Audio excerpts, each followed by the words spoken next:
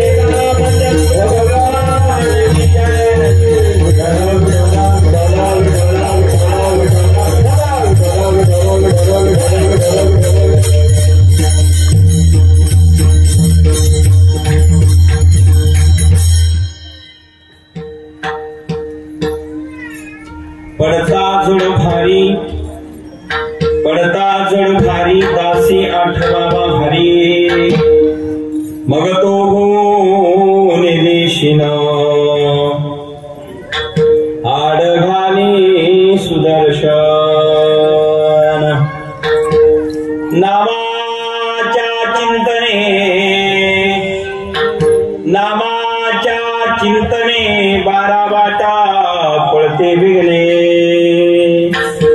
मग तो होऊन दिशिन आड घाली सुदर्शन तुका म्हणे प्राण करा देवासी अर्पण मग तो होऊन दिशिन आड घाली सुदर्शन पांडुरंगाच्या प्रथम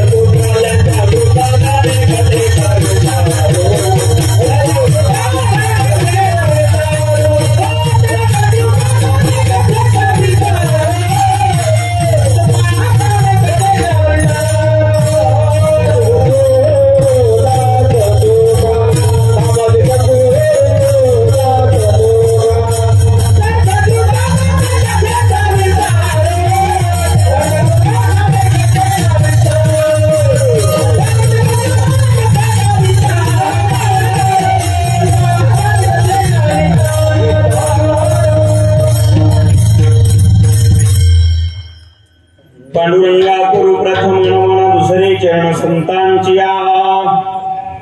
ज्यांच्या कृपादाने कथेचा विस्तारो बाबाजी सद्गुरु दास तुका तपोज्ञान वैराग्य भक्ति स्वरूपं सदालंकृतं साधु संन्यासी योगं मुख्य यस्य वेदांत शास्त्रार्थ नीति नमो नारायण गिरिं प्रब्रह्म स्वरूपम गोरक्ष जालिंदर चरपडास्य अडवंग काणी पमचिंद्राद्या चौरंगी रेवानक बर्तरी संज्ञा भूम्यान भुवर्ण नवनाथ सिद्धा धन्य धन्य अडपंग धन्य धन्य अडपंग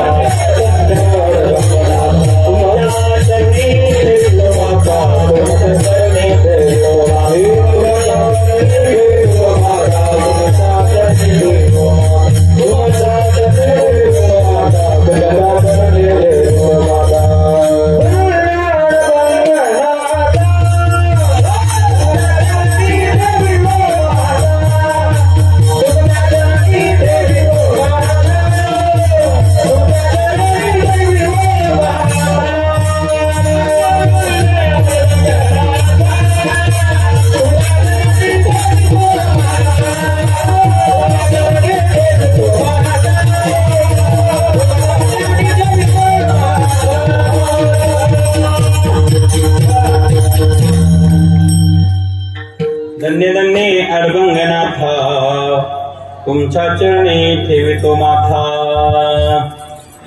सोडे राम भरोसे राम बिनु राम नाम विश्वास सुमिरण सुमंगले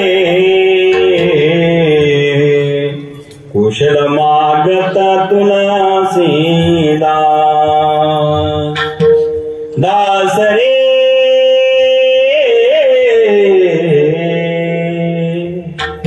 कुशल मागत तुलसीदास.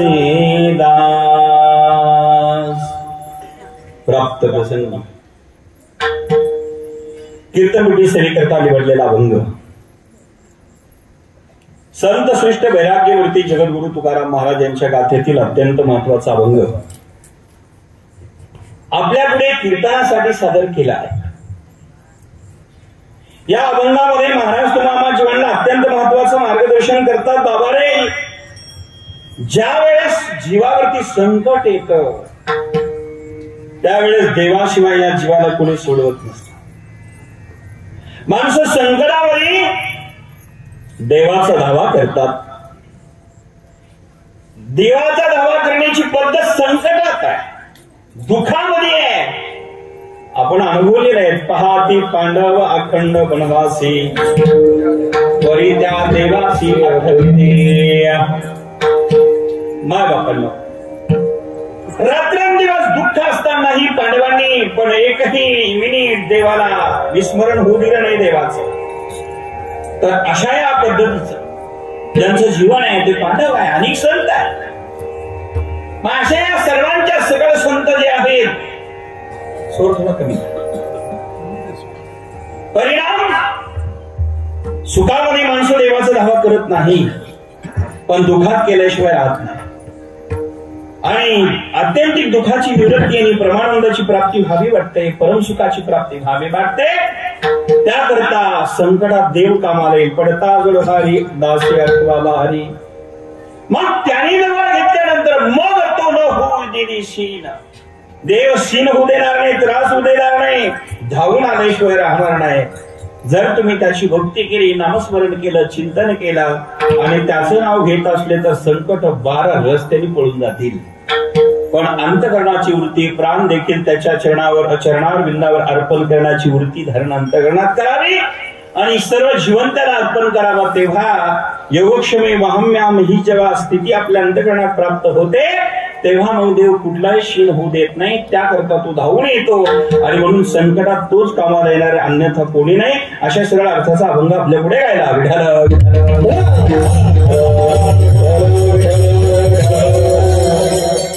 आज इथे श्री क्षेत्र मुसळगाव तालुका सिन्नर जिल्हा नाशिक या ठिकाणी सालाबाद प्रमाणे याही वर्षी मुसळेश्वर भगवान परमात्म्याच्या कृपेने आणि साधू संतांच्या आशीर्वादाने, त्यांच्या मार्गदर्शनाने आणि त्यांच्या आशीर्वादाने गेले 51 वर्ष आज पूर्ण होत आहे या सप्ताहाला. आणि असे थोर संत, आदरणीय, वंदनीय, पूजनीय महंत संत श्रेष्ठ ज्यांना अनेक पदव्या प्राप्त झालेल्या आहेत, ज्यांचं जीवन अत्यंत लोकांच्या सेवेकरता ज्यांनी अविरात्र खर्च केलेला आहे, ते आमचे परम श्रद्धेय, परम आदरणीय, पूजनीय, वंदनीय द्वाराचार्य, जगद्गुरु, महामंडलेश्वर, परमपूज्य संत श्रेष्ठ महामंडलेश्वर द्वाराचार्य डॉक्टर विद्या वाचस्पती जगद्गुरु श्री संत रामकृष्ण महाराज ललितकर यांचा आशीर्वाद आणि यांचं सानिध्य तुम्हाला मिळालं. भाग्यवान मुसळगावकर तुम्ही लोक. 1 वर्ष, 2 वर्ष, 10 वर्ष नाही, गेले 51 वर्षापासून ही परंपरा अविरत अखंडपणे त्यांच्या मार्गदर्शनाने सुरू आहे. मागच्या वर्षीचा जो सप्ताह झाला तो 50वा इतका भव्य दिव्य झाला. अनेक लोकांनी मला इथे आल्यानंतर सांगितलं, बाबाई आजही 51 वर्ष भव्य दिव्य या स्वरूपामध्ये चालू आहे. आणि महाराष्ट्रातले नामांकित कीर्तनकारांचे कीर्तन या मालिकेमध्ये आहे, या 7 दिवसाच्या कीर्तनमालेमध्ये आहेत. पहिल्या दिवशी आपल्याच गावातील मुसळे महाराजांचं कीर्तन इथे झालं. काल सातपुते सातपुते महाराज, काल माऊली महाराज आणि आज अडवंगनाथ संस्थानचे अतिगिरी महाराज, उद्या पाहिले तर गणेश महाराज, पुढे पाहिले दशरथे महाराज आहे, सगळे तुकाराम महाराज आहे, त्याच्यानंतर आजदारे छत्तर शास्त्री महाराज आहे आणि महाराजांचं काल्याचे कीर्तन होणार आहे. आदरणीय महाराजांच्या काल्याचे कीर्तनाने इथे सांगता आहे. आणि म्हणून सर्व महाराष्ट्रातील अत्यंत मोठे थोर कीर्तनकार महाराजांनी एकत्र केले. मुसळगावमध्ये एवढा वेळ देतात आणि अनेक वर्षाची परंपरा अविरत अखंडपणे टिकून ठेवल्याबद्दल महाराजजी आपल्याला मनापासून धन्यवाद देतो. आणि महाराजांचा एकदा टाळ्या वाजवून सर्वांनी सन्मान करायला धन्यवाद देतो. त्यांच्याच आग्रहामुळे अगदी खऱ्या अर्थाने आम्ही शिजनीवाल महाराज नाही, महाराज सांगतील आमची परंपरा युगराज गंगागिरी बाबांची आहे, नारायणगिरी बाबांचे आम्ही शिष्य आहोत आणि आमची परंपरा आहे महाराष्ट्रातली मोठी परंपरा पैकी आहे. पण 7 ते 9 आम्ही कीर्तन करतो महाराष्ट्रातले, बाकी तारखीच घेत नाही. पण बाबाच्या बऱ्याच तारखी काही टायमाला लोकांच्या माध्यमातून आलेल्या नाकारल्या, पण बाबाने आदेश दिला महाराज हे गाव करावंच लागेल 9 ते 11 आणि तो आदेश म्हणून आज 9 ते 11ची सेवा बाबा महाराष्ट्रात अनेक ठिकाणी माझे कीर्तन घेत असतात. आत्तामध्ये विगतपुरी तालुक्यामध्ये पिंपळगाव डुकरा तिथे कीर्तन सेवा झाली. तिथे महाराष्ट्रातले अनेक नामांकित होते. मागे सिन्नरच्या जवळ एक आणखीन दुसरं गाव होतं, त्याही गावामध्ये महाराजांनी सेवा घेतली. अनेक गावं या परिसरामध्ये. आणि आज मुसळगावमध्ये मात्र या सप्ताहामध्ये पहिल्यांदा आलो. एका श्राद्धाच्या माध्यमातून कुठेतरी कीर्तन झालं होतं बाबा या गावात. एका पाहुण्याच्या एकूणाऱ्याच्या थ्रू माझ्याकडे आले होते आणि म्हणून या गावात सप्ताहात मात्र पहिल्यांदाच येण्याची योग प्राप्त झाला. पुनश्चे समस्त गायक वादक मंडळी, गुरुजन मंडळी, महाराष्ट्रातील सर्व नामांकित मंडळी या सर्वांना धन्यवाद देतो आणि आमच्या तुकाराम महाराजांना धन्यवाद देऊन विचारायला प्रारंभ करतो.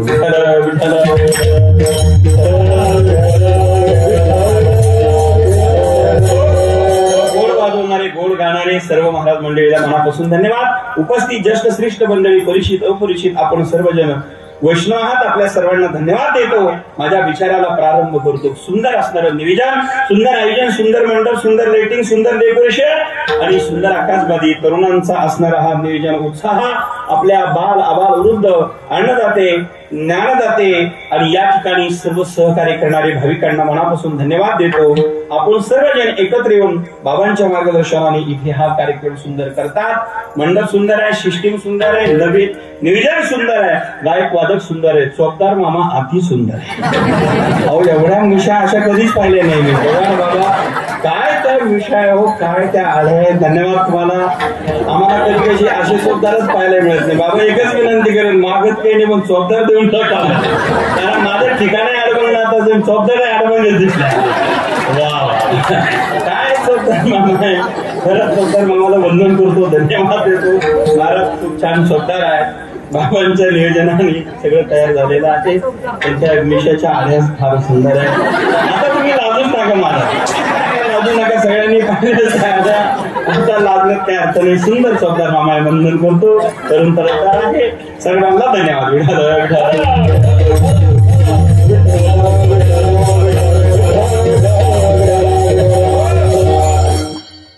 भगवान परमात्म्याच्या चिंतनाकरता आपण सर्वजण इथे आलेलो आहोत. जीवनामध्ये सुख दुःख मिश्रित जीवन तुम्हाला प्राप्त झालेलं आहे. जीवनाचे 3 प्रकार आहे. प्रारब्धाचे 3 प्रकार आहे. एक सोयीच्या प्रारब्ध, अनिच्छ प्रारब्ध, परीच्छ प्रारब्ध. जीवाला जन्माला यावं लागतं, देवाला आणावं लागतं, संत येतात ते संत आणावा लागतो तो भगवंत, जीव यावाच लागतो तो जीव आहे. कारण जीवाला कर्म आहे, ते कर्म भोगण्याकरता यावा लागतो तो जीवात्मा आहे. कारण चांगलं कर्म केलं तरी भोगावं लागतं, दुष्कर्म केलं तरी भोगावं लागतं, सत्कर्म केलं तरी भोगावं लागतं. सत्कर्माचा परिणाम पुण्यात होतो. पुण्य संपलं की पुन्हा पुनरपी जन्म पुनरपी मरणम ह्या गोष्टी आपल्याला कराव्या लागतात. पाप केलं, पाप संपलं की पुन्हा जन्माला यावं लागतं. आणि मग मात्र ह्या जन्म मरताच्या फेऱ्यामध्ये आपण तुम्ही आम्ही ह्या गोष्टीत आपण अडकलेले असतो. आणि जीवाला जन्माला यावं लागतं, देवाला जन्माला आणावं लागतं. संतांच्या बाबतीत मात्र तसं नाही. ते येतात ते संत, आणावा लागतो तो भगवंत, यावाच लागतो तो जीव आहे. जीवाला जन्म आहे, त्याला कर्म आहे. संत कर्मात संतांना बाधतच नाही. त्यांच्या इच्छाने येतात आणि त्यांच्या इच्छाने ते निघून जातात. आणि देवाच्या बाबतीत मात्र संकट पडलं, भक्त धावा करतात आणि तेव्हा तो प्रगट होतो. रीडा पडी जब भक्त पुकारे,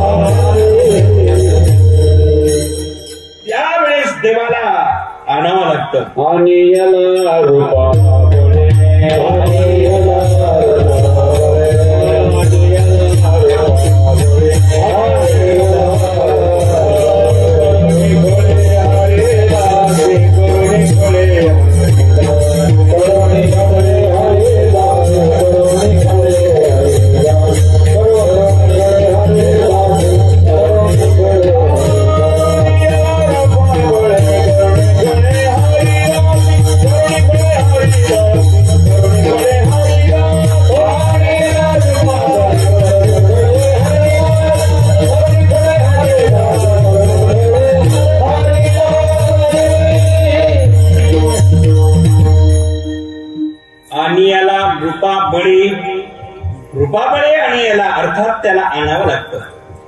बीडापोळी जब भक्त पुकारे जोर करो प्रभु दुख हमारे, दशरथ गे गर्जन में राम पति पुकार सीताराम, राम सिया राम जय राम सिया राम, राम सिया राम जय राम सिया राम, राम सिया राम जय राम सिया राम, राम सिया राम जय राम सिया राम. विश्वामित्र मुनीश्वर आए, दशरथ बुक से वचन सुनाए, संग में भेजो लक्ष्मण राम, पति पुकार सीताराम. भगवंताला आणावं लागतं, तो देव आहे. येतात ते संत आहे, यावाच लागतं ते तुम्ही आम्ही आहे. कारण कर्मानुबंधे मनुष्य लोके न रूपमश्यो तथो फलविते, नातो न चादृण संप्रतिष्ठा अश्वत्थमूलम सुरूढमूल. कर्म प्रत्येक जण बांधलेला आहे. जे जे कर्म केले ते भोगाले, उपजले मेले ऐसे किती. जे जे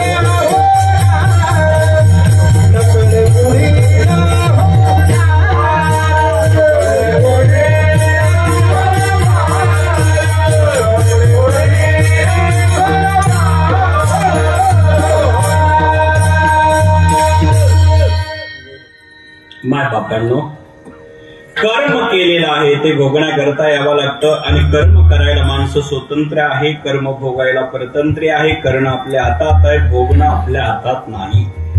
कल्पना करा, मग कर्म जरा करणं आपल्या हातात असेल तर ते चांगलं केलं पाहिजे. सप्ताह चालू आहे, बाबांनी एवढी सुंदर परंपरा आपल्या गावात सुरू केलेली आहे. आणि महाराष्ट्रातील नामांकित साधू संत या ठिकाणी येत आहे. भाग्य आपलं आहे ना, रोज आपल्या घरी सडा मार्जन रांगोळी काढणं हे चांगलं करणं. सप्ताहाच्या काळात आपण सुरू केलं आणि वर्षभर चालवलं. रोज दिवाळीचा आनंद घेतला अरुणराव तर भगवंताची प्राप्ती होते. कुठलाही नेम केला आणि 6 महिने चालला की फलप्राप्ती होत असते. नेम कुठलाही करा पण तो कमीत कमी 6 महिने अविरत अखंड चालावा, फलप्राप्ती होते. मग फलप्राप्ती करायची असेल, करून घ्यायची असेल तर कर्म चांगलं करा. सप्ताहाच्या काळामध्ये आपण नेम कोरक्त घेतला पाहिजे. काही साधना असते, काही व्रत असते, काही वैकल्य असते. इथे भागवत कथा चालू आहे. वेदशास्त्र संपन्न जोशी महाराजांची सुंदर असणारी कथा. भागवत कथा किती गोड आहे बाबा. अर्धा श्लोक जरी ऐकला तरी मोक्ष देतं भागवत. अर्ध्या श्लोकाने पाप नष्ट होत. काय ताकद आहे त्या कथेमध्ये. तो कथा अमृतम तप्त जीवन. आपल्याला जीवाला सुखशांती प्राप्त करून देणारी कथा. बरहा पीडम नटवर वपू. गोपीगीत आपण ऐकलं असेल महाराजांच्या मुखारविंदात. तर पुढे येईल 3रा दिवस आज. मला पण ही सुंदर कथा आहे. सचिदानंद रूपाय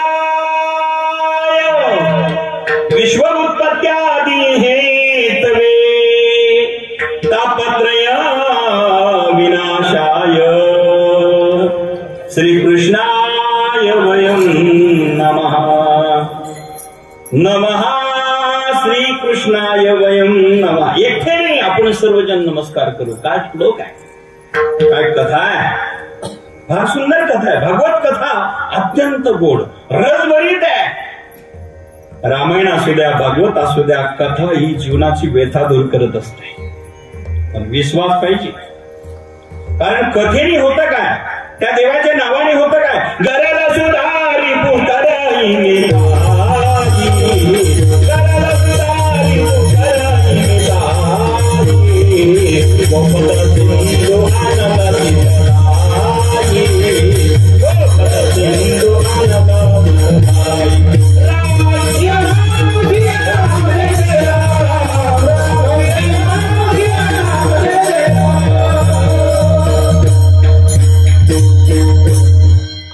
रामायणावरील तुळशीदास सांगतात, गरल सुधारी करणी निताई, गोपद सिंधू आनल शीतलाई, राम सिया राम सिया राम श्री राम. अर्थात गरल सुधारी पुकरई मिताई, गोपद सिंधू आनल शीतलाई. तुळशीदास इथे सांगतात, गरल म्हणजे विष, सुधा म्हणे म्हणजे विषाचं अमृत करण्याची ताकद त्या कथेत आणि त्या देवाच्या नावात आहे. आपल्या जिल्ह्यात, आपल्याच परिसरात घडलेली कथा एक चौपाई सांगतो बाबा. तुमच्या कुटियाजवळच असेल टाकेत तीर्थ जटायू, ज्याची कथा आपल्या जिल्ह्यात नाशिकमध्ये आणि आपल्या परिसरात आहे. जटायू ज्यावेळेस रक्ताच्या थारोळ्यात पडला, रावणाचे पंख छाटले, माता सीतेचं हरण होत असताना सीता माता म्हणू लागली, अरे धावा रे, कोणीतरी वाचवा रे, बचाव बचाव बचाव. ज्यावेळेस त्याच ठिकाणी जटायू काकांनी बघितलं, माझी पुत्रवधू, कारण ते दशरथाचे मित्र होते आणि रामाला मुलगा मानत होते, सीतेला सून मानत होते. पक्षी आहे पण पक्षातली भावना शुद्ध आहे. पक्षी आहे पण बुद्धी पवित्र आहे. पक्षी आहे पण आपण कशा करता जन्म घेतला त्याची जाणीव आहे. त्याचं नाव गिद्धराज जटायू आहे. परिणाम सीतेचं हरण होऊ लागलं. रावण आकाशमार्गाने घेऊन त्याला नाशिकवरनं पंचवटीतनं. ज्यावेळेस माता सीता आक्रोश करू लागली, रडू लागली, धावा धावा, कोणीतरी वाचवा. आणि मग त्याच वेळेस जटायू काका धावले, पंखाने उडत उडत गेले आणि रावणाला चोचीत धरलं. आणि चोचीत धरल्यानंतर गरगर गरगर गरगर रावण त्या ठिकाणी खाली पडला. रावणाने विचार केला, हा जटायू माझ्यासारख्या शक्तिशालीला खाली आदळला त्याने, हार काही करणार नाही. हा याला माझ्या शक्तीचा अनुमान माहित नसेल, कदाचित माझ्याकडे टिकणार नाही, माझी शक्ती काय माहित नाही याला. हार काही करणार नाही, पण वेळ घेतल्याशिवाय राहणार नाही. दोघांचं घनघोर युद्ध झालं. मला कथा नाही सांगायची, मुद्दा सांगायचा. घनघोर युद्ध झालं, अनेक वेळ युद्ध झालं. आणि त्याच ठिकाणी मात्र रावणाने सांगितलं, अरे जटायू, अरे वेळ कशाला घालतो, युद्ध कशाला करतो, खरं सांग तुझं मरण कशात आहे. त्यांनी सांगितलं, माझं मरण पंखात आहे. जटायूने खरं सांगितलं, माझं मरण पंखात आहे. चांडा, तू सांग तुझं मरण कशात आहे. याने खरं सांगितलं, हे लबाड बोललं. त्यांनी सांगितलं, माझं मरण डाव्या पायाच्या अंगठ्यात आहे. रावण खोटा बोलला, जटायू खरं बोलला. भक्त काही झालं तरी मरायला लागला देवा करता. मरता मरता तरी खरंच बोलतो, खोटं बोलत नाही, तो भक्त असतो. जाटा म्हणाला माझ्यापर्यंत पंखात आहे. आणि यांनी त्याच ठिकाणी डाव्या पायाच्या अंगठ्यात सांगितलं. जाटा मी अंगठा घोडायला धावला तितक्यामध्ये यांनी कृपण नावाचं शस्त्र काढलं. पंख छाटले, गरगर गरगर जाटा खाली पडला. रक्ताच्या थारोळ्यामध्ये रावण सीतेला घेऊन गेला. मुद्दा असा आहे, इकडे राम लक्ष्मण मात्र पुढे गेले होते. राम हरणारा मारायला गेले होते. नाशिक मधून ते हरण निघालं होतं आणि जिथे जिथे जाऊन थांबलं होतं त्या गावाचं नाव ठाण पडलं होतं. पहिलं ठाण आहे सवस्तर कोकम ठाण, दुसरं आहे मातुल ठाण, तिसरं आहे नागम ठाण, चौथं आहे बाजा ठाण आणि पाचवा आहे भामा ठाण. जिथे राम थांबले होते तिथूनच मी इथे आलो. बाबाने रामायण 14 अध्याय भावार्थ रामायण 71 क्रमांकाची ओळी. हे इतिहास जो सांगतो मी पाहून घ्या कधी आपण. परिणाम थांबले राम आणि जिथे राम घुमले म्हणून घुमनदेव नावाचं गाव पडलं. जिथे देवाने कमाल केले हरणाने म्हणून कबलपूर गाव पडलं. देवाने बाण मारला म्हणून देवगाव नाव पडलं. हरण पलीकडे गेलं निवड पडलं म्हणून त्या ठिकाणी निवरगाव झालं. हरणाच्या बाणाला आणि कानाला बरगडीला बाण लागला बोडी कानलं गाव झालं. आणि जिथं हरणाचं डोकं पडलं ते कायगाव टोकं झालं. जिथं काया पडले ते कायगाव टोकं झालं. प्रवारा संगम नगर संभाजीनगरची बाउंड्री. आणि मग हरणाने सांगितलं, अरे लक्ष्मणा भाव. लक्ष्मण सीतेजवळ नाशिक मध्येच आपल्या पंचवटीत होता आणि तो लक्ष्मण इकडनं गेला. दोघांची भेट जिथे झाली ती भूमी म्हणजे भामानगर बामाठांची. आणि रामाने विचारलं रामाने लक्ष्मणाला, लखन अरे तो सीता को छोड़ के क्यों आया भाई? लखन ने कहा, भैया मैं आपके सामने वो बात नहीं बोल सकता. भाभी ने ऐसी बात बोली थी, करके आना पड़ा. मैं आपके सामने बता नहीं सकता प्रभु. राम ने कहा, श्री राम कहने लगे, लखन मुझे पता है आसुरानी कर फिरे बनमाये मम मम सीता आश्रम नाये.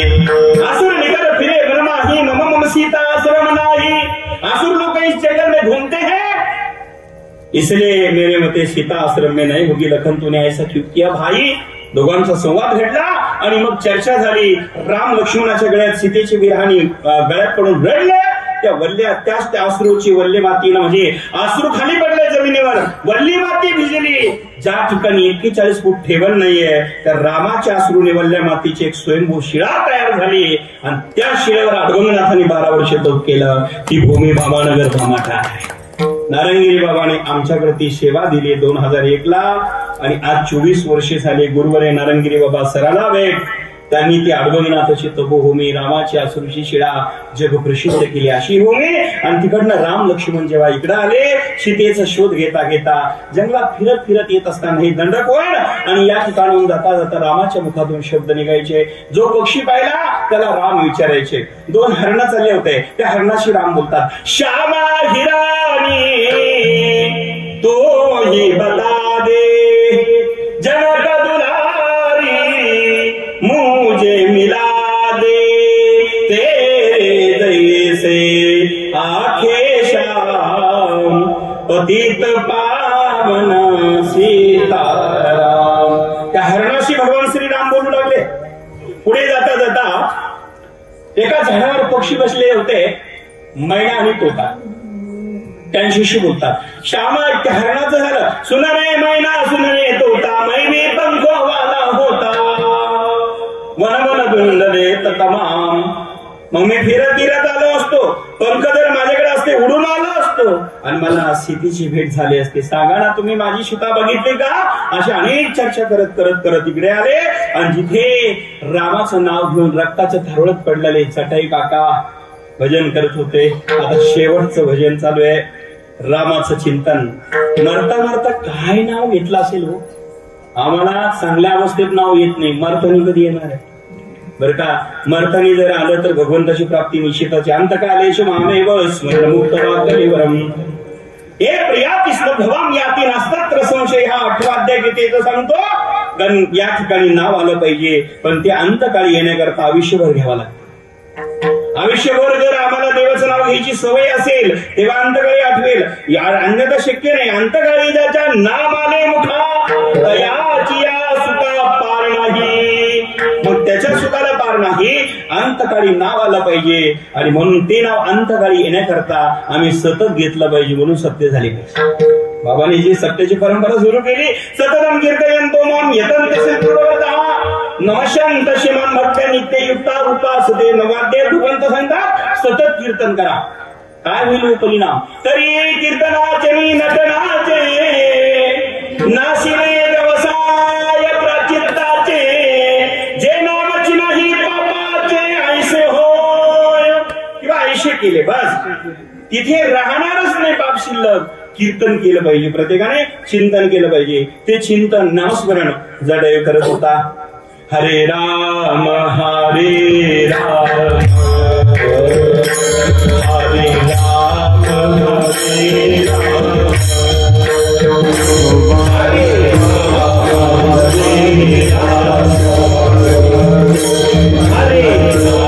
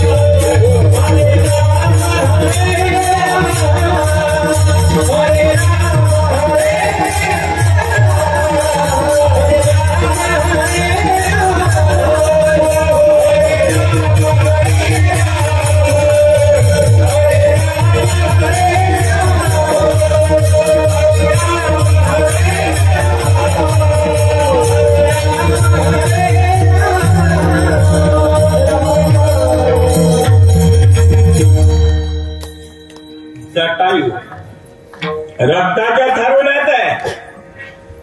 मरणाच्या अवस्था प्राप्त झाली, पण रामाचं चिंतन चालू आहे.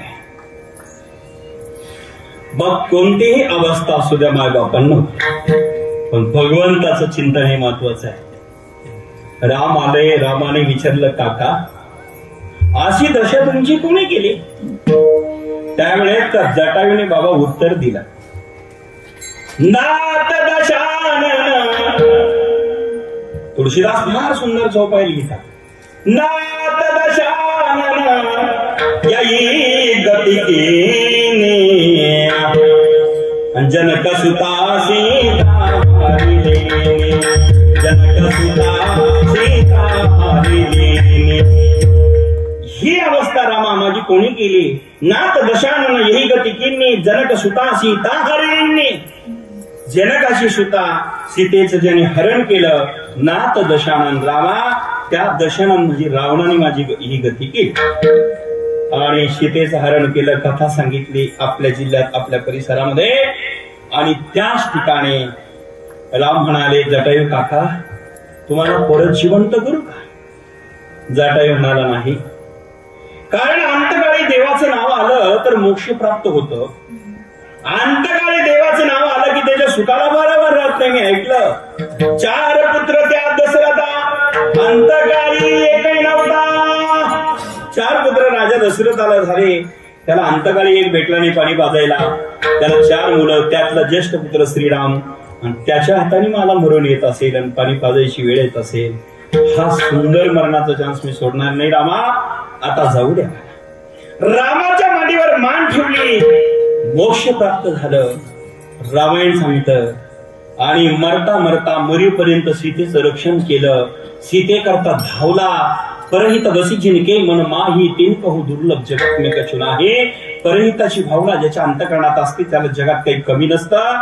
तिथे भगवंत आल्याशिवाय राहत नसतो मायबाप. म्हणून दुसऱ्या करता जगा, दुसऱ्याचं हित करा, दुसऱ्याला मदत करा, दुसऱ्या करता भावना दयेची ठेवा, दुसऱ्याला मदतीची ठेवा. ते जर घडलं आपल्याकडनं तर भगवंत भेटल्याशिवाय राहत नाही आणि त्याचं दर्शन झाल्याशिवाय राहत नाही. परहित भावना, दुसऱ्याच्या कल्याणाची भावना आपल्या अंतःकरणात असली पाहिजे. दुसऱ्याची हिताची भावना आपल्या अंतःकरणात असली पाहिजे. दुसऱ्याला मदत करण्याची भावना आपल्या अंतःकरणात असली पाहिजे. आणि ही भावना जर असेल तर भगवंताची प्राप्ती होते, त्याचं दर्शन होतं, तो धावून येतो. संकटात त्याच्याशिवाय कोणी धावून येत नाही. आपल्याला माहिती आहे महाभारतामध्ये त्याच ठिकाणी दोन प्रसंग बघा. रामायणातले जटायू, महाभारतातले भीष्माचार्य.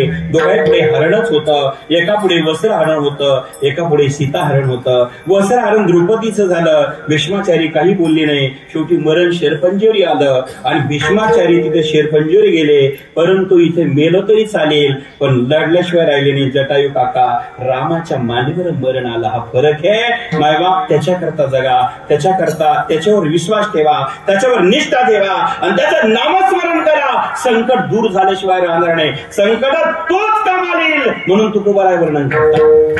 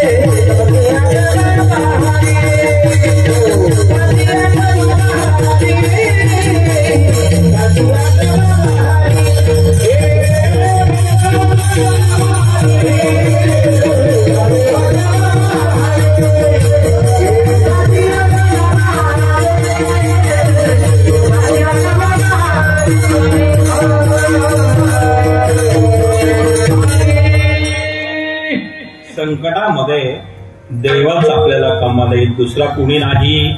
पडता जड भारी दासी आठवावा हरी. संकट पडलं की दासाने हरीची आठवण करावी. मग दासाने जर हरीची आठवण केली की मग मात्र तू धावून येतो असो. असे अनेक उदाहरण आपल्याला सांगता येईल. पांडवावरती जेव्हा संकट आलं मायबापांना आपल्याला सर्वांना माहितीये, तेव्हा त्यांना कोणी कामाला आलं नाही विश्वाराशिवाय. मायबापांनो ज्यावेळेस मामा शकुनीने कपटाने फाशे टाकले दुर्योधनाच्या बाजूने आणि कौरवांना जिंकलं, पांडवांना हरवलं. कथा आपल्याला माहिती आहे. कौरव पांडव दूध किरण्यामध्ये खेळत असताना, कारण कधी कधी काय कोणाला भावना होईल कोणास ठाऊक सांगता येत नाही. कारण तो धर्मराजा बहुपुण्यरासी का दूत खेळे दुर्योधनासी. हरुणी कांता केली उपाधी विनाशकालीन विपरीत बुद्धी. माणसाची विपरीत बुद्धी झाली किती मोठा असू द्या त्याच्याकडनं एक कार्य घडत असतं. धर्मराजा त्या ठिकाणी हरले गेले आणि मामा शकुनीने फाशी टाकले. शेवटी सगळ्या ठिकाणी डाव हरत हरत धर्मराजे गेले. धर्मराजे त्या दूध किरण्यामध्ये राज्य हरले, रथ हरले, घोडे हरले आणि सर्व काही हरल्यानंतर आता राहत राहिलं ते आपले बंधू. त्यांनाही डावावर लावलं. भावाला कुठं डावावर लावता का हो? पण कधी कधी काय प्रसंग येईल सांगता येत नाही, बुद्धी काय सुचेल सांगता येत नाही. नकुलाला डावावर लावलं, हरला गेला. सहदेवाला डावावर लागला, हरला गेला. अर्जुनाला लावला, अर्जुन हरला. भीमाला लावलं, भीम हरला. शेवटी राहता राहिले. धर्मराजाने स्वतःला डावावर लावलं, ते हरले गेले. आता सांगितलं मामा आता आम्ही सर्व पांडव हरले गेलो. तितक्यामध्ये दुर्योधन म्हणाला तुमची धर्मपत्नी बाकी आहे. नास्तिक माणसं कुठपर्यंत येतील सांगता येत नाही. द्रौपदीला डावावर लावा आशा ही इतकी विचित्र आहे. शेवटी पत्नीला डावावर लावलं. कोणास ठाऊक जरा कदाचित द्रौपदीला डावावर लावलं जर जिंकलो कदाचित तर पुन्हा फासा पलटेल, पुन्हा आपलं राज्य मिळेल आणि ह्या सगळ्या गोष्टी घडतील. आणि आशा होती. द्रौपदी डावावर लावली, शेवटी फासा टाकला. द्रौपदी हरला गेली, द्रौपदी हरला गेली, पांडव हरले गेले, राज्य हरलं गेलं, कौरव जिंकले आणि आता कौरवाचे दास पांडव झाले. आणि मग त्याच ठिकाणी दुर्योधनाने सांगितलं दुशासन जी भैया जाओ उस पांचाली को घर सभा में खींच करके लाओ, बुला करके लाओ. दुर्योधनाने आज्ञा दिली दुशासनाला. दुशासन द्रौपदी पर्यंत गेला. द्रौपदीला सांगितलं माझ्या दादाने आत्ताच्या आत्ता तुला भरसभेमध्ये बोलवलेलं आहे.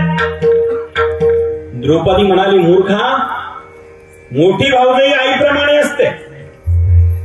आईप्रमाणे असणारे भाऊजाईच्या समोर एकदा बोलायचंच नसतं आणि अरे तुला बोलतोस, धर्म सोडलास तुम्ही. तितक्यामध्ये तो म्हणाला तुम्ही हरल्या गेलेले पांडव आहेत, तुम्ही आमचे दास झालेले, चल माझ्या बरोबर घर सभेत. नाही आले. द्रौपदी रजस्वला अवस्थेत होते. रजस्वला अवस्थेतल्या स्त्रीला 4 दिवस बाहेर जाता येत नाही आणि त्या अवस्थेत एका वस्त्राने रजस्वला अवस्था. दुशासन परत त्या सभेमध्ये येतो. सांगितलं दादा द्रौपदी येत नाही. क्रोधे अभिमानी झालेला माणूस, त्याला बोध होत नाही, त्याला उपदेश पटत नाही, तो कोणाचा ऐकत नाही आणि त्याच्या नादी कुणी लागू नाही. क्रोधी अविनाशी यासी बोध कैसा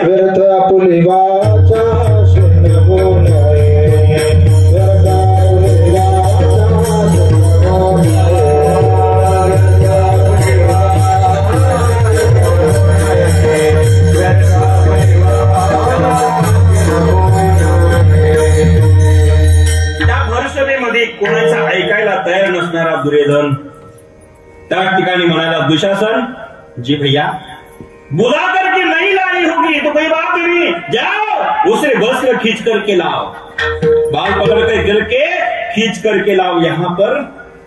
आणि मग दुशासन पुन्हा जातो. दुर्योधनाने आज्ञा दिली आणि द्रौपदीचे केस धरले महाराज. केस धरून वडीत वडीत वडीत वडीत वडीत वडीत त्या सभेमध्ये आणली. कौरवे पांचाळी सभे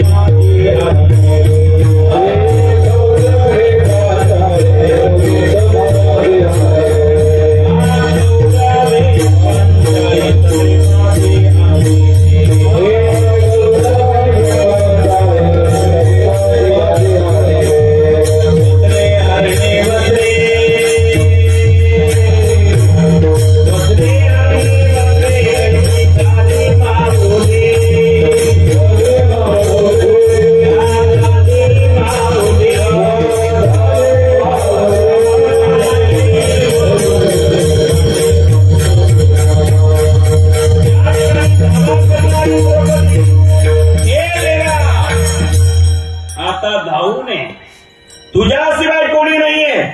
हे पंढरीनाथा, हे ईश्वरा, तुझ्याशिवाय कोण आहे? कौरवे पांचाली सभे माझी आली, वस्त्रे हरणी वस्त्रे कैशी झाली माऊली.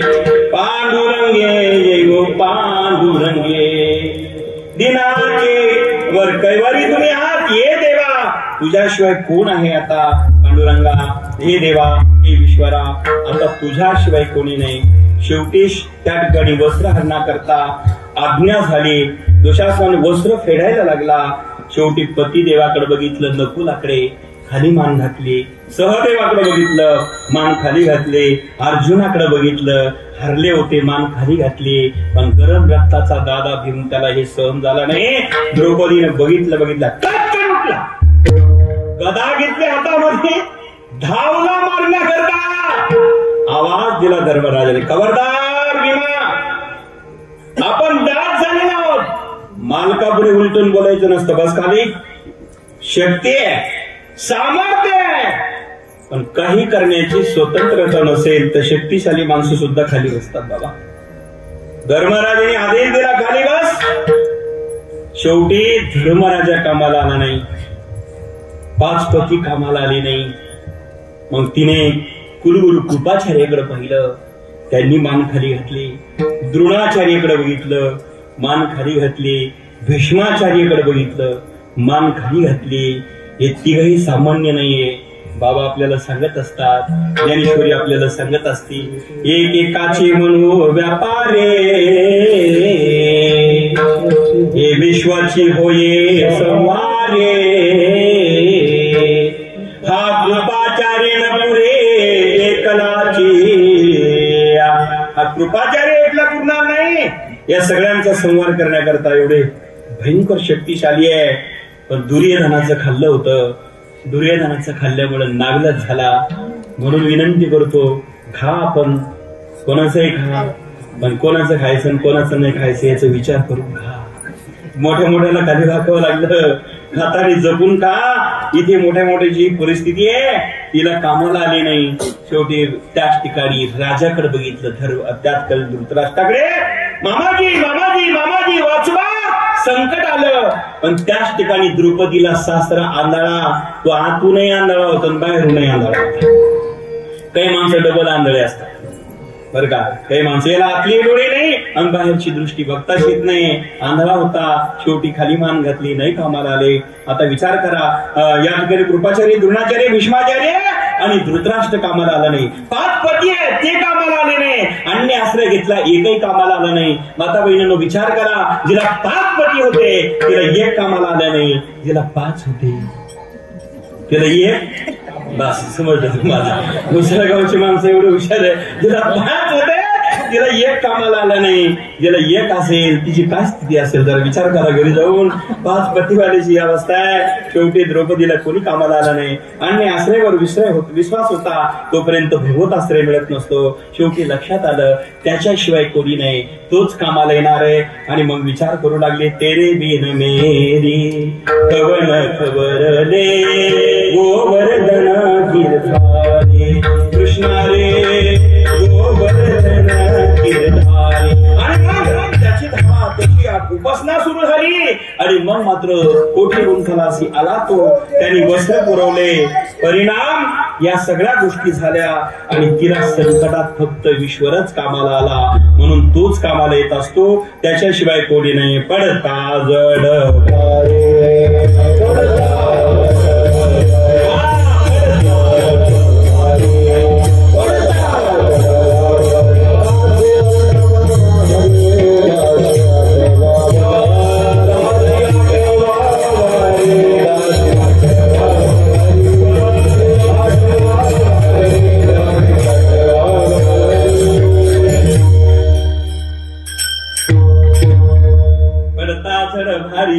दासी हा ठेवावा हरी, तो संकटात हरीच आपल्याला कामाला येईल, पण त्याकरता दास व्हावा लागेल, हरीची आठवण करावी लागेल आणि मग आपल्याला तो कामाला येईल. आणि तो एकदा कामाला आला मग दुःख त्रास आपल्याला होणार नाही. कल्पना करा, अगदी 2 मिनिटात सांगतो. एकदा अर्जुनाची हनुमंताची भेट झाली.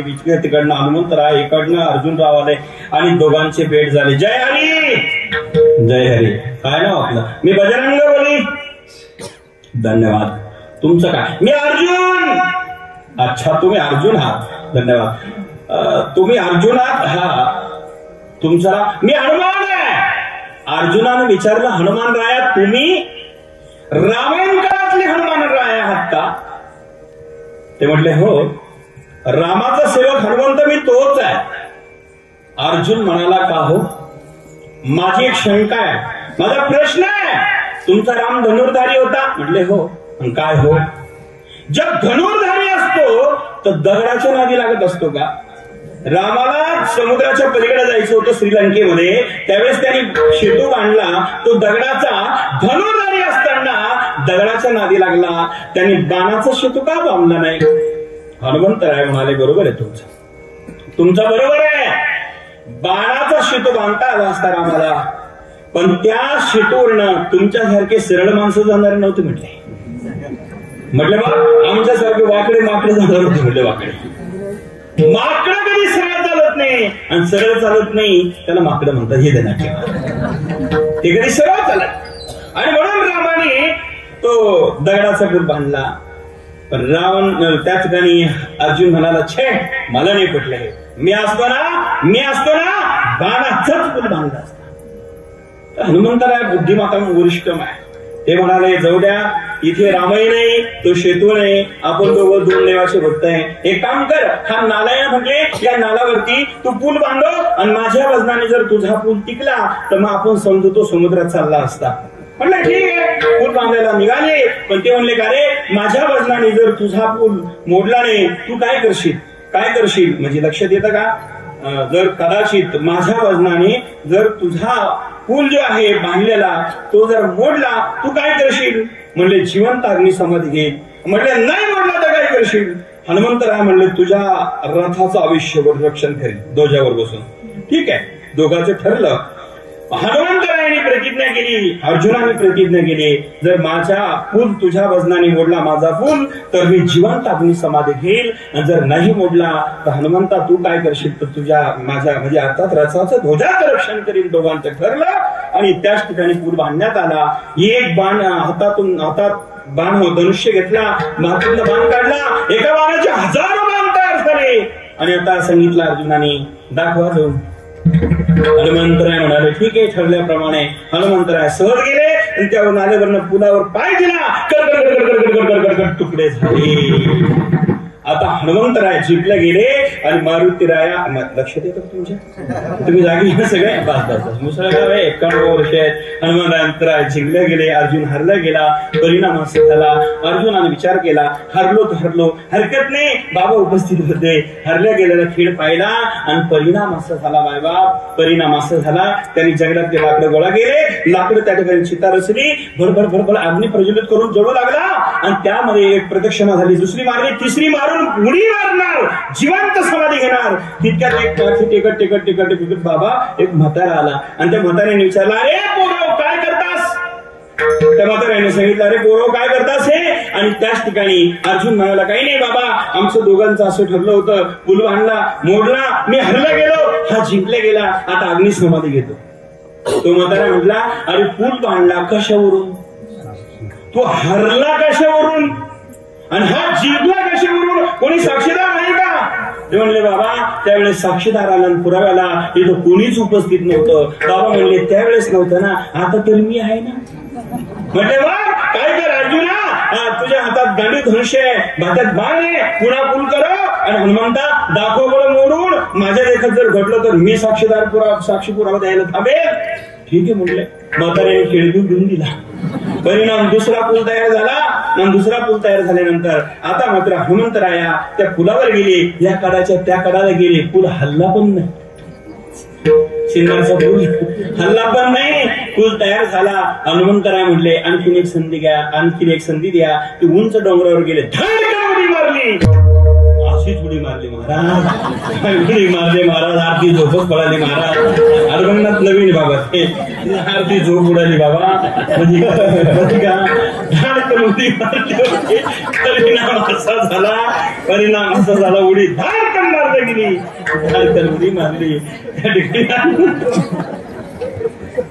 उडी धाडकन मारली. परिणाम असा झाला तरी पूल हल्ला नाही. हनुमंतराय म्हणले आणखीन एक संधी, 1-2 तिसरी राहती ना. हनुमंतराय जशी बॉलिंग करताना क्रिकेटमध्ये अर्जुन भाऊ लांब पळत गेले, उडी धाडकन मारली तरी परिणाम झाला नाही. 1-2-3 वेळेस हनुमंतराय प्रयोग केला पण सक्सेस झाला नाही. हनुमंतराय हरले गेले, अर्जुन जिंकला गेला.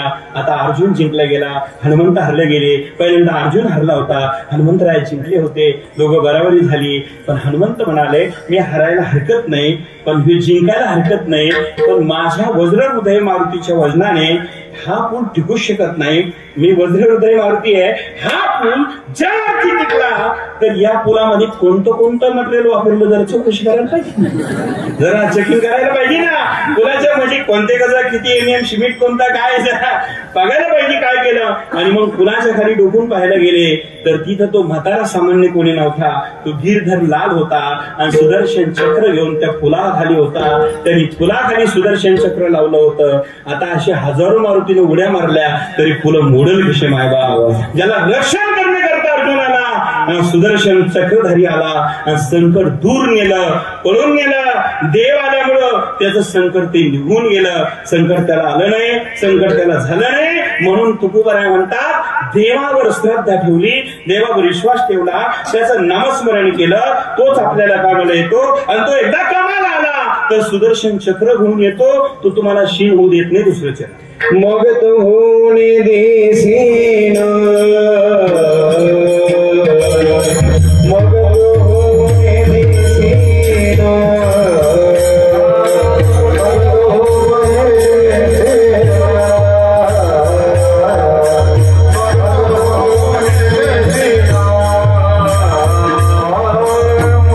तो होणे देसीन, मग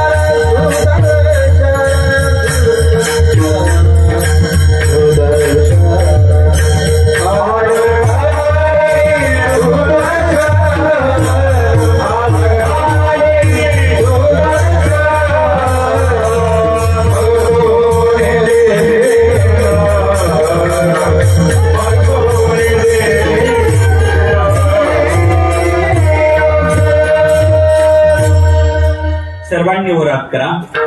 सर्वजण धन्यवाद.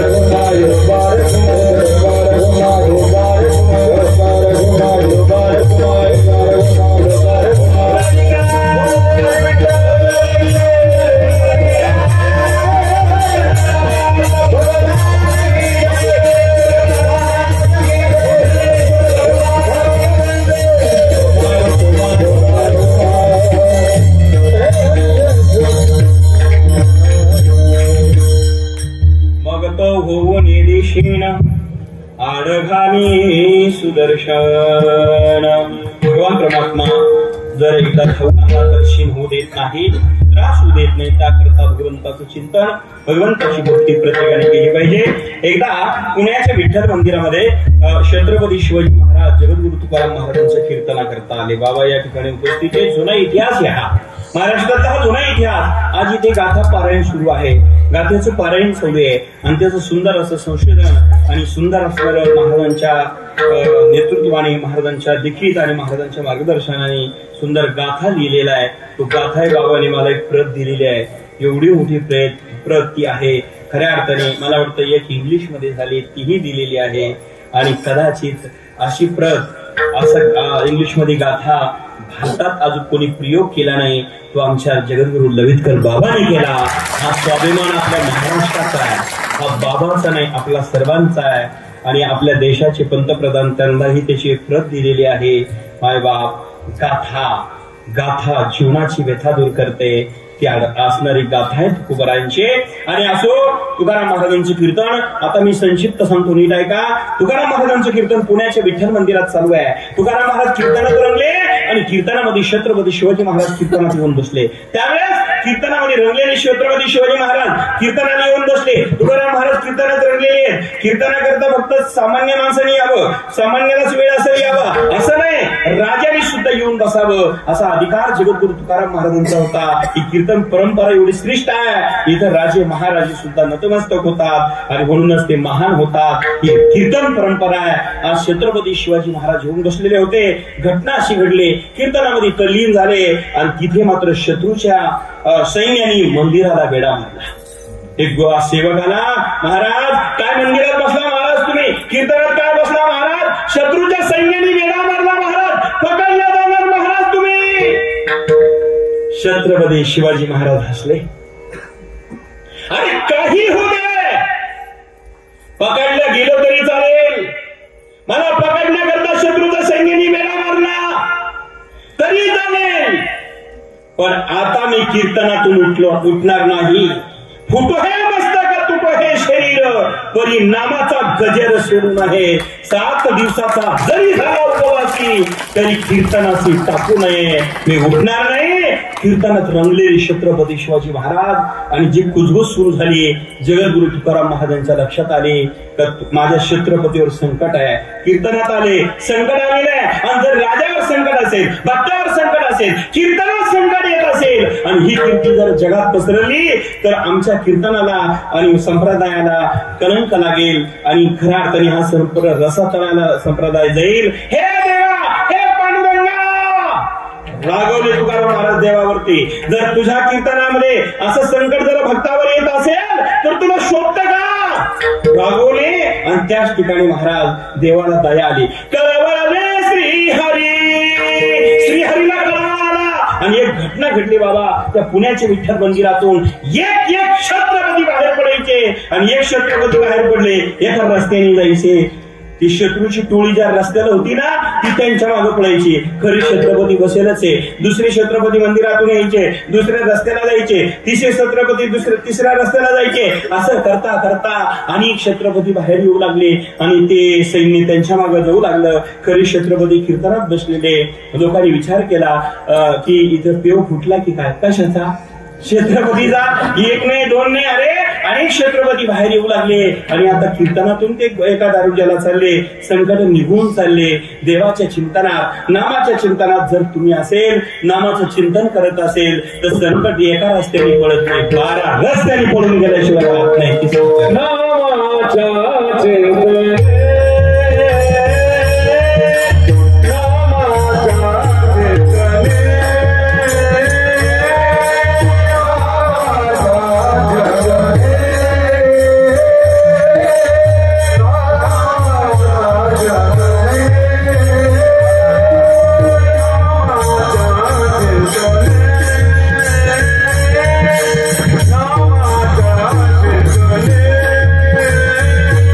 Oh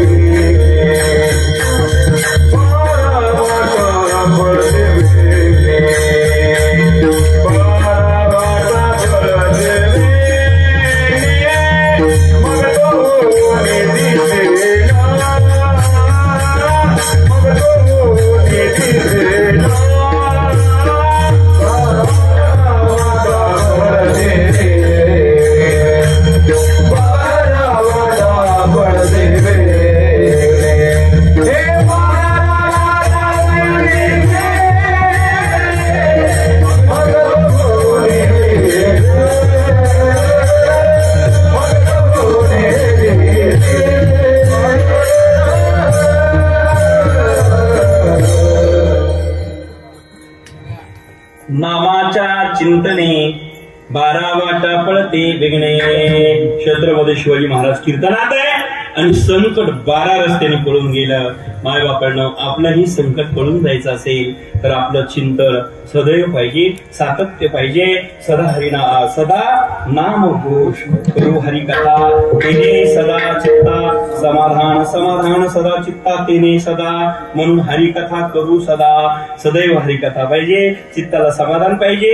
आणि म्हणून प्रत्येकाने माता बहिणींनी स्वयंपाक करताना माय बापांना एकच विनंती आहे, आमच्या माता बहिणी स्वयंपाक करता करता हरिपाठ लावला पाहिजे, काकडा लावला पाहिजे आणि मगच स्वयंपाक केला पाहिजे. पीठ मळायला लागल्या आणि तेव्हा हुंडा म्हणला, त्या पाठावर ठेवला, लाटणं घेतलं की सुरू करावा.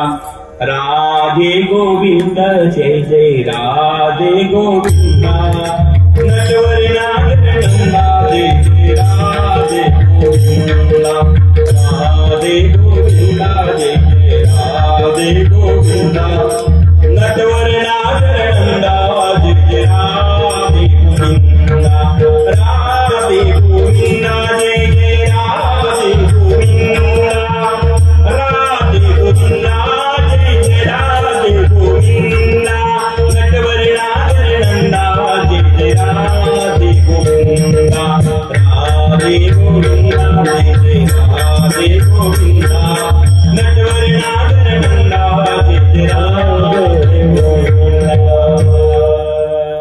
स्वयंपाक करता करता जर भोजन केलं, अन्नात संस्कार जातील आणि आपले घरचे बुद्धीला पवित्र होतील.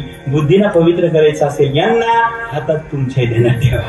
आणि हे नाही जमलं, जाऊ द्या, म्हणता नाही आलं, कॅसेट मध्ये लावा. मोबाईल मध्ये एफएम लावत असतात, पिक्चरचे गाणी लावण्यापेक्षा, पिक्चरचे गीत लावण्यापेक्षा हरिपाठ लावा. सुंदर ते पदी कर कथा पदी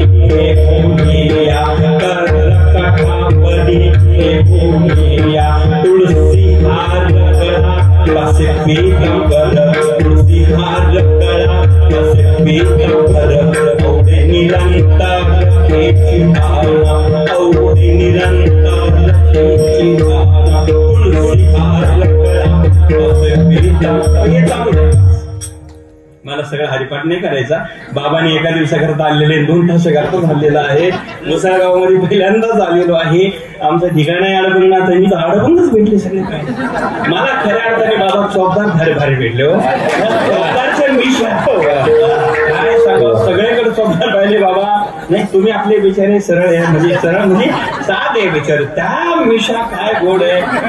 काही प्रेमनाथ घे ना, ते घेतला का मिशा तू घे. युट्यूब आपल्या अडबंगनाथ युट्यूब चॅनल चालू आहे. ज्यांना कीर्तन ऐकायचं असेल, पाहायचं असेल, अडबंगनाथ दर्शन युट्यूब चॅनल पहा आणि यांच्या मिशा पण पहा, म्हणजे सदैव दिसतील.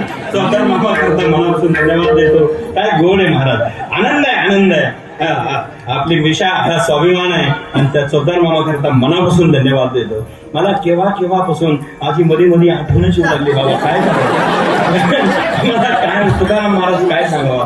आज मात्र आनंदच वेगळा आहे बाबा, परिणाम वेगळा. आणि इथे आम्ही एका वस्तीवर भेट द्यायला गेलो, दुसऱ्या वस्तीवर तिकडे एका ठिकाणी मळ्यात गेलो. ते भाऊ होते आता हर घालायला इकडे. सुंदर असणारं नियोजन सर्वत्र झालेलं, बाबांचं मार्गदर्शन. त्या मुसळगावमध्ये आनंद वाटला. पण विषा पाहून डबल आता नाही लागवत. आता मला काय सांगत होतो तुम्ही कीर्तन बघा मामा. आता ऐका, खूप चौकदार भारी भेटले म्हणून वर्णन केलं सगळं ना. वा धन्यवाद. पुढच्या वेळेस चालू तू चहा पाजा बाबाला मला, काय हरकत नाही.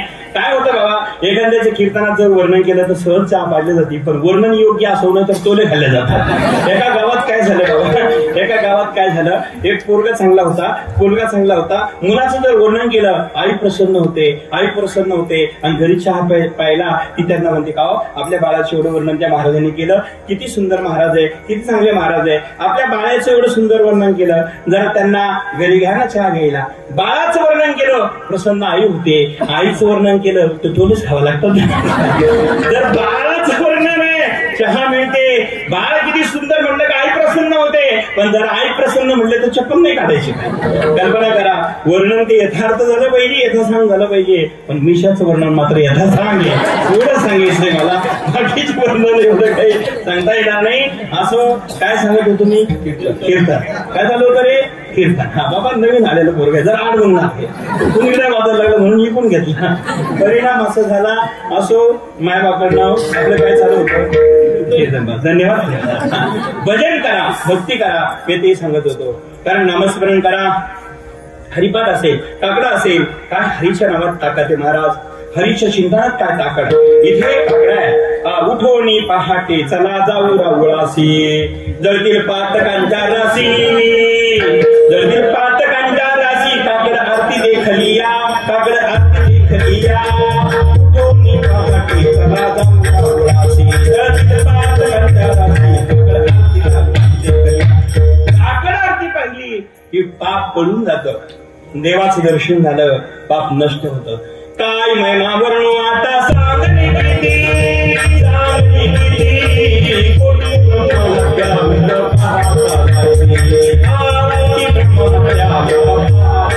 ही ताकद त्याच्या नावात आहे, त्याच्या दर्शनात आहे. आणि त्याचं चिंतन प्रत्येकाने केलं पाहिजे, सदैव केलं पाहिजे. आणि ते चिंतन करत करत जर आपलं आयुष्य घडलं. एकदा पंढरपूरमध्ये आमचे साधू संत येतात. तुकोबारायांची दिंडी मंगळवेढ्यामध्ये आली आणि मंगळवेढ्यामध्ये मुक्काम होता. त्यावेळेस त्या ठिकाणी कीर्तन प्रवचन सगळं झालं आणि त्याच ठिकाणी आता सगळा कार्यक्रम आटपला.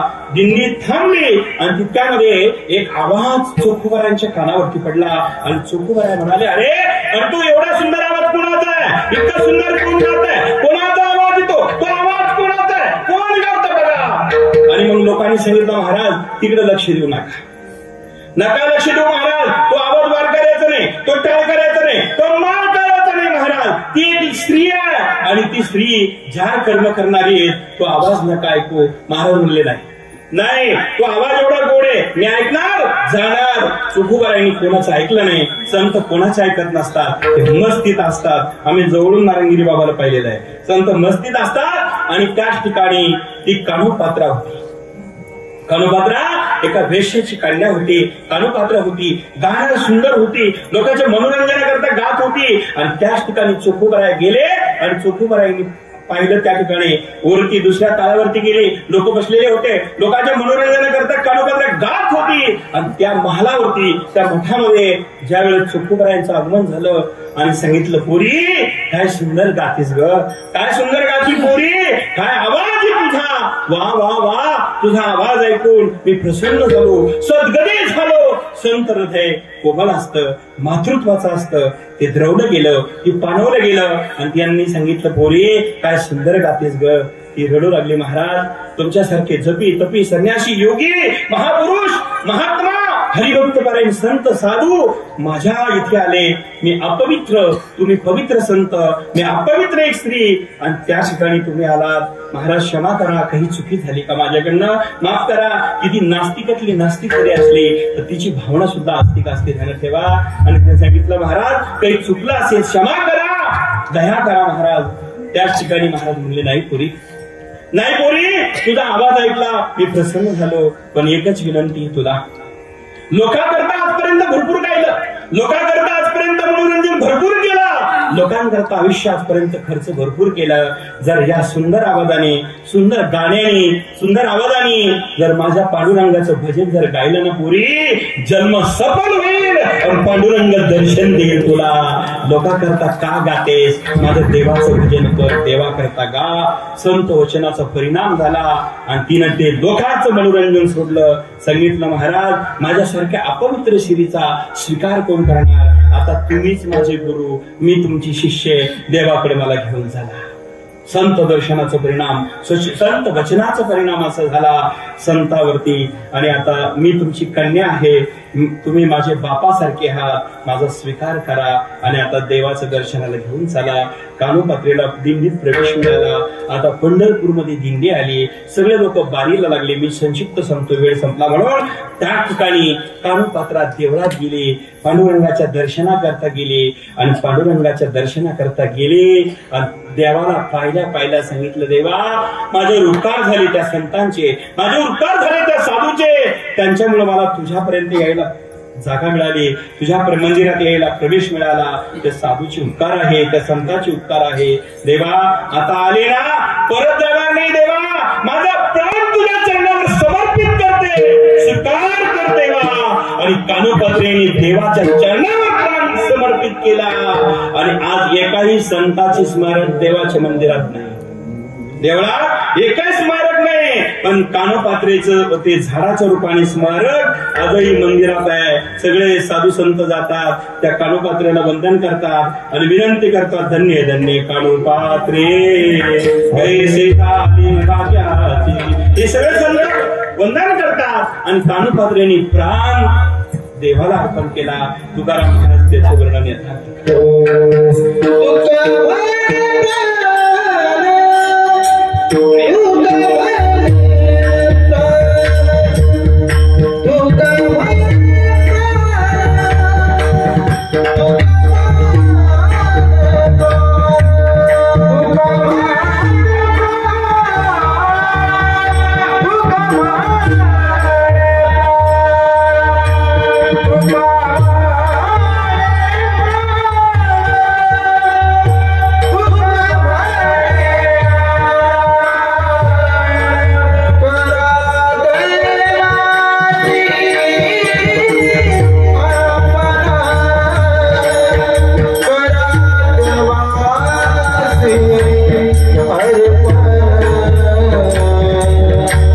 Hare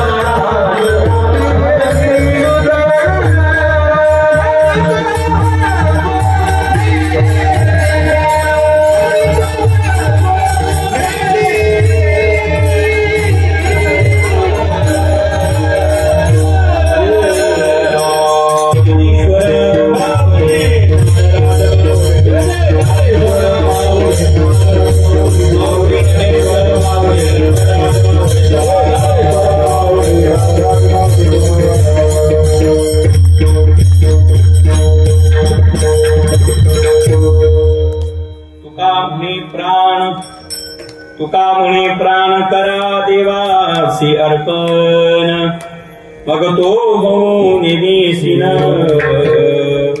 आडघाली सुदर्शन. सरळ सरळ अभंगाचा भावार्थ आपल्याकडे मांडला. आज या ठिकाणी श्री क्षेत्र मुसळगाव तालुका सिन्नर जिल्हा नाशिक या ठिकाणी तलावाक्रमाने याही वर्षी 51 वर्षाचं सप्ताहाचं आपला हा सप्ताह आहे प्रवेश करत आहे, संपन्न होत आहे. आणि तिसऱ्या दिवशी सेवा आदरणीय वंदनीय जगद्गुरु महा आचार्य माझे गुरुवारी नारंगी बाबा यांना आचार्य म्हणायचे ते आपल्या सर्वांचे श्रद्धास्थान आदरणीय वंदनीय रामकृष्ण महाराज ललितकर बाबा यांच्या मार्गदर्शनाखाली या ठिकाणी हा सप्ताह सुंदर चालू आहे. आणि माझे त्यांच्या अत्यंत जीवलग हृदयातून अत्यंत संबंध असल्यामुळे अनेक ठिकाणी आमच्या लवकर भेटी होत असतात. या माध्यमातून या गावात मला हे गाव तसं नौकच आहे, म्हणजे गावाचा माझा संबंध फारसा नाही आहे, पण बाबांनी इथे आणलं. सगळ्यांच्या भेटी झाल्या. सर्व वारकरी मंडळी या ठिकाणी पाहायला मिळाले. सुंदर टाळकरी, जुन्या फडातले टाळकरी, वादक, गायक, अत्यंत सुंदर तंतुतंत मंडळी बाबांनी सुंदर असं नियोजन केलं.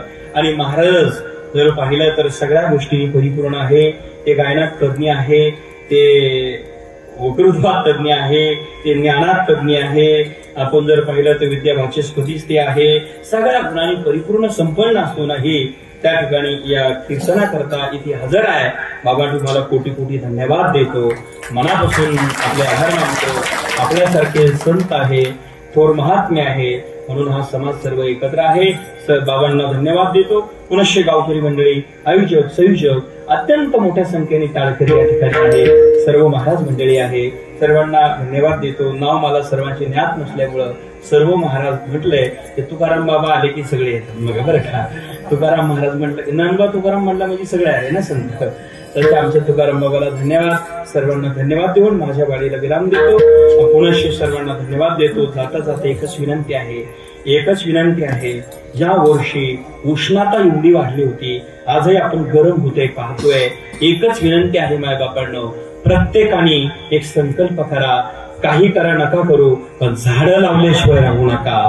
किमान 10-11 तरी झाडं प्रत्येकाने लावा. आणि कोणाला नारळ, श्रीफळ देण्यापेक्षा इथून पुढे आपण झाडं जरी देत गेलो आणि आपल्याकडे एखादा पाहुणा आला साडी सोडी घेण्यापेक्षा 10-20 झाडं जरी देत गेलो, पर्यावरणाला मदत होईल. ऑक्सिजनाची प्रत्येकाला गरज आहे. जर झाडं संपत गेले, झाडं लावले नाही, माणसं वाढत गेले आणि झाडं संपत गेले. टेम्परेचर या वर्षी आपल्याकडे महाराष्ट्रात 42 वर गेलं होतं आणि आपल्या काही ठिकाणी तर 45 पर्यंत गेलं होतं. हरियाणामध्ये 52 पर्यंत गेलं होतं. अशी बिकट परिस्थिती भारतावर आलेली आहे. आणि म्हणून झाडं लावले पाहिजे. वृक्ष लगाना पुण्य समान, वृक्ष काटना पाप समान. वृक्ष वल्ले आम्हा सोहेरी वनचरी तुकोबारायांचं वाक्यच आहे. आणि म्हणून झाडं लावले पाहिजे. आपण प्रत्येकाने हा संकल्प केला पाहिजे. पर्यावरणाला मदत झाली पाहिजे. आणि म्हणून माय बापांनो एक जाता जाता संदेश देतो. आतापर्यंत एखाद्याशी बोलत नसेल, आपल्या बहिणीशी भावाशी बोलत नसेल, आपल्या मामा काकाशी बोलत नसेल, आपल्या मित्राशी बोलत नसेल, तर एक विचार करा, आपण किती दिवस राहणार आहोत?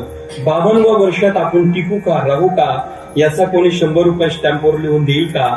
याचा कोणी करार करून देईल का? लिहिता क्षणभंगूर नाही भरवसा, हे वाक्य माहिती आहे. मग कोणाशीही अबोला धरू नका, कोणाचं मदमत्सर करू नका, कोणाविषयी वाईट भावना ठेवू नका. आणि ज्याच्याशी बोलत नसेल त्याच्याशी होऊन बोला. तुम्ही लहान होणार नाही, तुम्ही महान झाल्याशिवाय राहणार नाही. आणि कुठलंही कार्य करता एकच विनंती आहे, ते कार्य करत असेल, काम करत असेल, अभ्यास करत असेल, तर तो अभ्यास असेल, कार्य असेल, श्रद्धेने करा. त्याचा परिणाम काय होतो? श्रद्धा ज्ञान देती है, नम्रता मान देती है. श्रद्धा ज्ञान देती है, नम्रता मान देती है, योग्यता स्थान देती है. ये तीनों अगर मिल जाए तो दुनिया सम्मान देती है. दुनियामध्ये सन्मान आम्हाला मिळवायचा असेल तर ते कार्य श्रद्धेने, प्रेमाने, भक्तीने करा. निश्चितच यश मिळाल्याशिवाय राहत नाही. झालेली सेवा देवाच्या चरणी समर्पित. विठाला जय जय.